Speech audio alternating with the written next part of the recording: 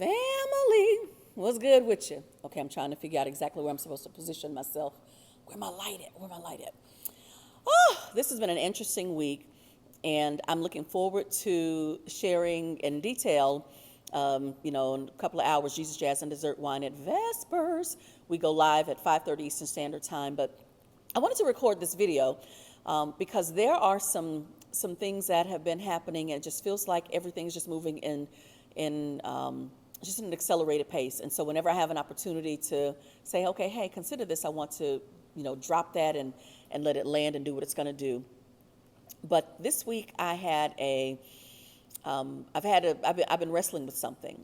I have been trying to figure out this particular thing, and it just felt very tangled, very matted. And I have a wonderful tribe, and I have great friends, and they're so smart, and they're fancy people, and I can tell them the truth about any and everything.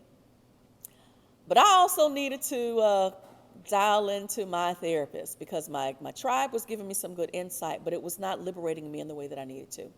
And so I scheduled an appointment with my therapist, and I'll be damned if that sister did not help me break through this.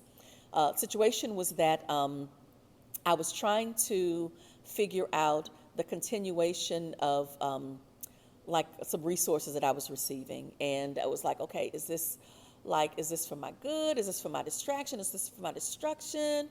It's complicated, and I'm trying to figure out, like, okay, Lord, where do you shape up in all of this? And so give my therapist the whole story. And sis breaks it down for me like a fraction. She says that when we talk about God blessing us, God shows up in one of two ways: through people and through resources. That's what a blessing looks like. It looks like a person coming, for our help, or resources coming to our help. That's how God shows up for us. So it's an awesome revelation. And she says, but the enemy is always looking to muck up what God intends for our good.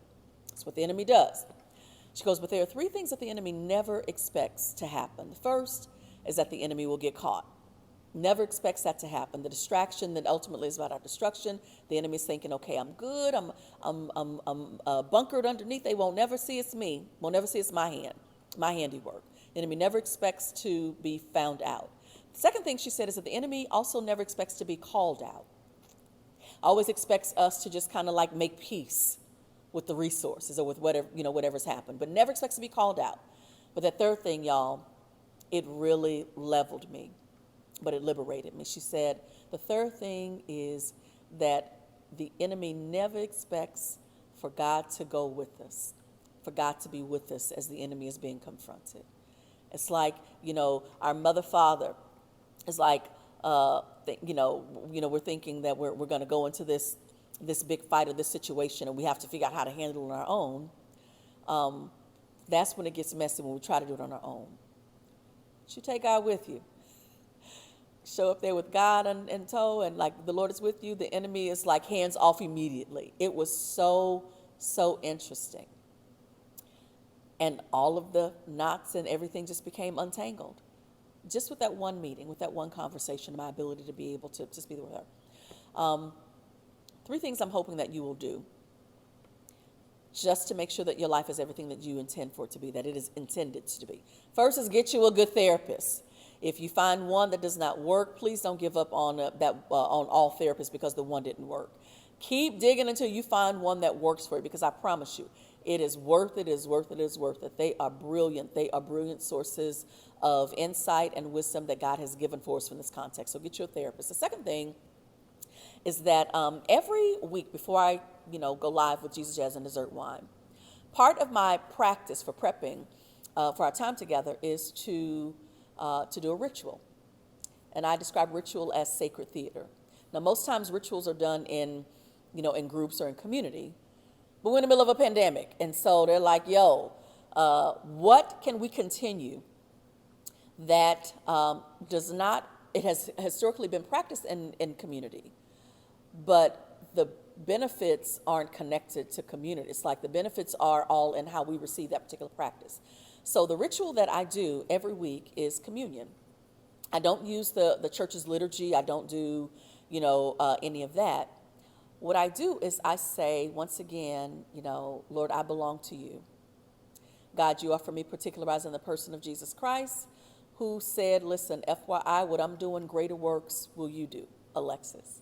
And so I lean into those greater works and I look for those greater works and I ask for the courage and the power to embody and to live into that reality. And the communion marks that prayer, marks that occasion, and then I show up on camera. So get a therapist, find a ritual that works for you. But the third thing is I encourage people to consume spiritual content. Now, I have here the stack of books that I use. I love language. I love being able to read the way other people form, ideas and stories and that sort of thing. And so I got, my Bible. I got Audre Lorde, the poet and prophet. I got Lorraine Hansberry, biography on her. And, of course, my Bible, I have St. Augustine. And then I have a source book on a group of women, black women artists, 1965 to 1985. The book is called We Wanted a Revolution. And so it is something that I cling to that text. This is what I do. But I want to encourage you today. I think the live stream starts at 7 p.m. The Gathering is a womanist church in Dallas. Today, Dr. Irie Session is going to be preaching on the rape of Tamar. And what I love about Dr. Irie doing this is, and particularly just from her womanist perspective, her mission is healing. But you don't get healed if you're all the time dancing around the hard stuff. So I full on expect her to, with the power of the Holy Spirit, to go in and to give us the gifts of her insight. And I want to bring other people into that conversation as well. One of the things that the enemy, again, always expects to do is to continue to hide and continue to give it a new narrative, but never expects us to say, okay, I see where I'm bound, and I see that you're part of this bondage experience. You keep calling it something else. But I'm inviting you to go into these intimate spaces, into these healing spaces, because I believe that God is working and doing so many, many amazing things with all of the mics that are out there. I'm promoting Jesus, Jazz, and Dessert Wine at Vespers, woohoo, 5:30 Eastern Standard Time on YouTube and on Facebook. And then 7 p.m. Eastern Standard Time, join the gathering with Dr. Irie Session as she breaks it down like a fraction, builds us back up, gives us a sense of hope that all is well in all manner of things. Selah, so be it. All right, join us, fam.